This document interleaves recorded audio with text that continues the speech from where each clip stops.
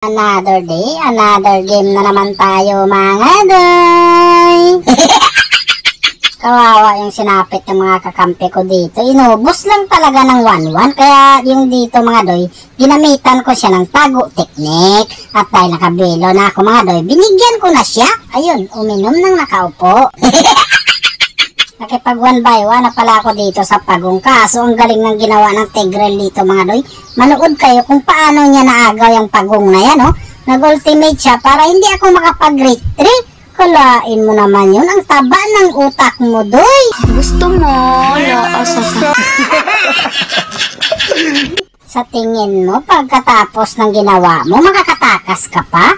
In your dreams, doy. Alam mo naman kasi dapat yun na pinaghirapan tsaka pinagplanuhan ko yun tapos ganun-ganun na lang. Diba? Ang pangit naman pagka ganun mga doy. Wala kaming pakialam! Bakit ba?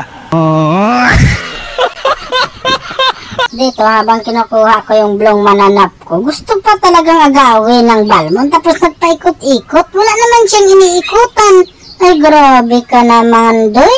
Masyado ka ng matapang, kaya pahinga ka muna. Grabing mindset ng Tigreal dito. Yung kakampi niya, umuwi na, pero siya nag-push talaga.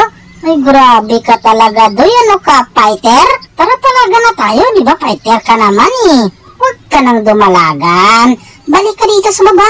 Fighter ka, tapos umadlo ka lang sa akin. Eh, ihatid na kita. Wala ka naman talagang kawala eh. Agoy, doy, bakit naman bigla silang dumami dito? Ano yun? Nag-request back up? Madaldal ka eh. Nakakahiya kasi.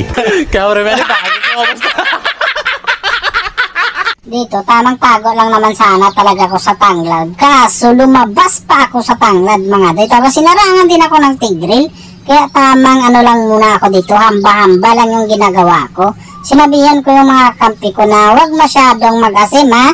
Kasi mangangamoy tayo dyan. Naku po, Mia, parang pusti ka lang talaga. Kaya pala, chocolate ka hanggang dulo. Akala ko tuluyan ang nag-backyard ng mga kakampi ko. Nakipagdigmaan pa rin pala talaga. Kaya ang kinalabasan tuloy mga doy, ayun, nagbakasyon in taon sila. Kaya ang ginawa ko dito mga doy, ginawa ko na lang yung tama at karapat dapat. Tapos yung mga kakampi ko dito, walang tiwala sa akin kasi panay sabing initiate retreat daw.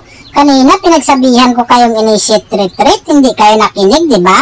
Anong napala sa inyo? Buti na lang yung initiate retreat ko dito, meron naman akong napala. Inatake na pala namin dito yung malaking mananap mga doy. Ito, wag na wag yung gayahin. Di ba nakuha na namin yung mananap na yan dyan?